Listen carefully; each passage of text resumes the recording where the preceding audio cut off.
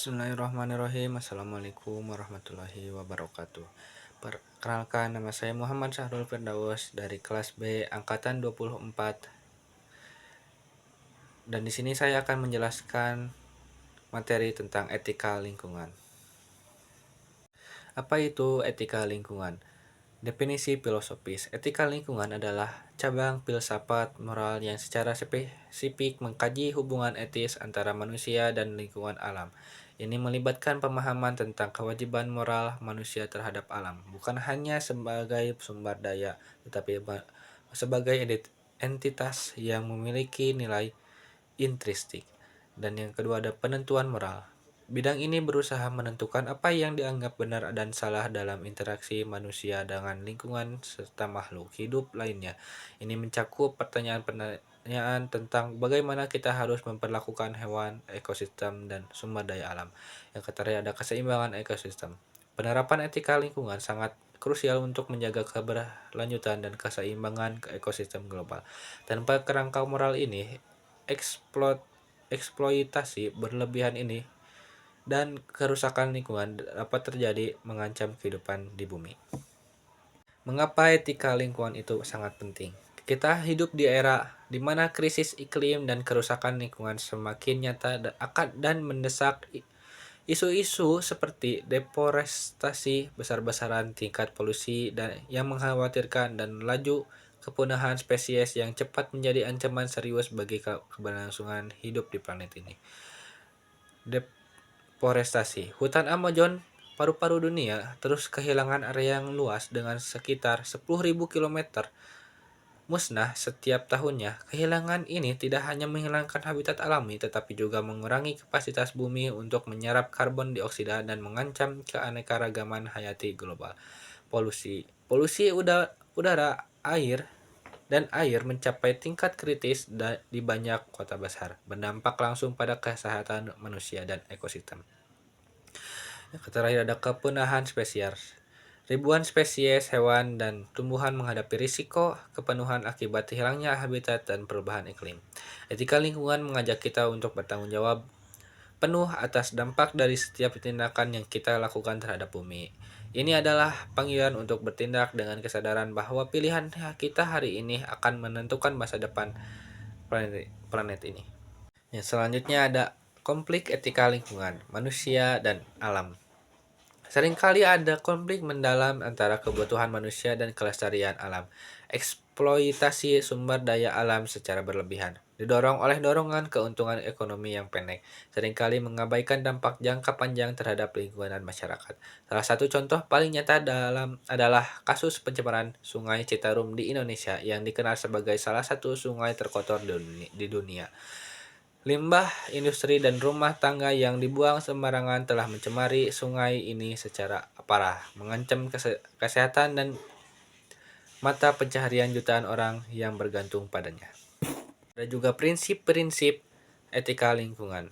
Yang pertama ada prinsip kehati-hatian. Prinsip ini menekankan pentingnya mengambil tindakan pencegahan untuk menghindari kerusakan lingkungan, bahkan ketika bukti ilmiah tentang potensi bahaya belum sepenuhnya konklusif. Lebih baik mencegah daripada mengobati. Yang kedua ada keadilan antar generasi. Prinsip ini mewajibkan kita untuk memastikan bahwa generasi mendatang juga memiliki akses yang sama terhadap sumber daya alam dan lingkungan yang sehat. Ini berarti kita harus menjaga kelestarian bumi agar anak cucu kita dapat menikmati kualitas hidup yang sama atau bahkan lebih baik dari sekarang. Yang ketiga ada penghormatan makhluk hidup. Etika lingkungan mendorong kita untuk menghormati semua bentuk kehidupan, bukan hanya manusia. Setiap spesies dan ekosistem memiliki nilai intrinsik yang harus dilindungi terlepas dan manfaatnya bagi manusia. Yang selanjutnya ada peran individu dalam etika lingkungan. Setiap individu memiliki kekuatan untuk membuat perbedaan dan menerapkan etika lingkungan dalam kehidupan sehari-hari. Tindakan kecil yang dilakukan secara kolektif dapat menciptakan dampak besar. Yang pertama adalah kurangi limbah. Mengurangi penggunaan plastik sekali pakai dan mengelola limbah rumah tangga dengan bijak, seperti memilih sampah dan mendaur ulang adalah langkah awal yang penting. Yang kedua ada pilihan sadar lingkungan, memilih produk yang ramah lingkungan, mendukung bisnis berkelanjutan dan beralih ke sumber energi terbaru jika kemungkinan dapat mengurangi jejak ekologis kita. Yang ketiga ada inspirasi komunitas. Contoh inspiratif seperti komunitas Zero Waste di Bali yang berhasil mengurangi sampah hingga 70%, menunjukkan bahwa perubahan positif sangat mungkin dilakukan dengan partisipasi aktif. Juga peran komunitas dan pemerintah. Yang pertama ada kebijakan lingkungan. Pemerintah perlu menerapkan kebijakan lingkungan yang tegas, transparan, dan berkelanjutan.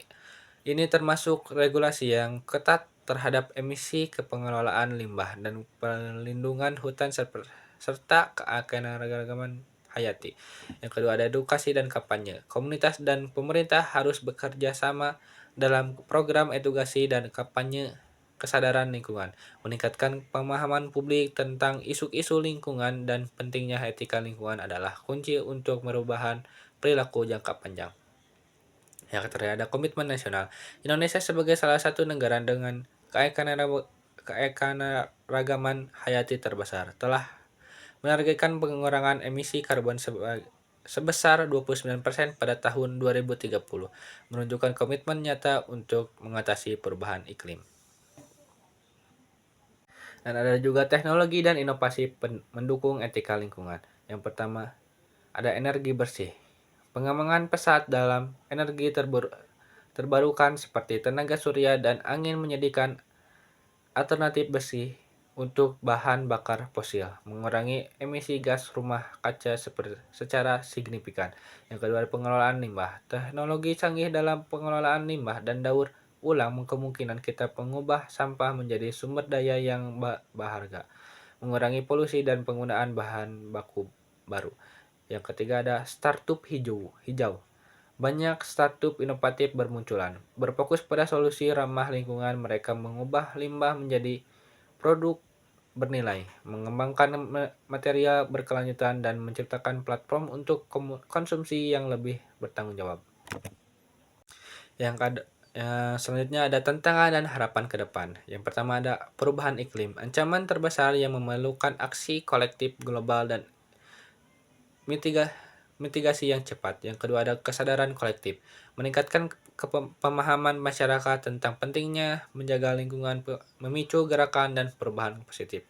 Yang ketiga ada urbanisasi cepat, pertumbuhan kota yang tidak terkontrol, meningkatkan tekanan pada sumber daya dan infrastruktur lingkungan. Yang keempat ada konsumsi berlebihan, pola konsumsi yang tidak berkelanjutan terus mendorong eksploitasi sumber daya alam. Yang terakhir ada kolaborasi global. Peningkatan kesadaran dan kerjasama internasional adalah harapan utama untuk mengatasi tantangan ini. Dan kesimpulan dari etika lingkungan adalah menjaga alam bukan hanya pilihan, melainkan tanggung jawab moral yang harus diemban oleh setiap individu, komunitas, dan bangsa di seluruh dunia. Ini adalah fondasi untuk kehidupan yang berkelanjutan. Dengan menginsternalisasi dan menerapkan etika lingkungan dalam setiap aspek kehidupan kita, kita memiliki kesempatan untuk hidup secara harmonis dengan alam. Ini berarti menghargai setiap elemen ekosistem dan makhluk terkecil hingga bentang alam terbesar, dan memastikan bahwa tindakan kita tidak merusak keseimbangan yang rapuh ini. Mari bertindak sekarang. Setiap langkah kecil yang kita ambil hari ini dan mengurangi jejak karbon pribadi hingga mendukung kebijakan lingkungan yang kuat akan berkontribusi pada warisan yang tak ternilai bagi generasi yang akan datang. Kita bersama-sama dapat mewujudkan bumi yang lestari di mana manusia dan alam dapat berkembang berdampingan. Hanya segitu saja yang dapat saya sampaikan dari etika lingkungan. Mohon maaf bila ada kesalahan. Wassalamualaikum warahmatullahi wabarakatuh.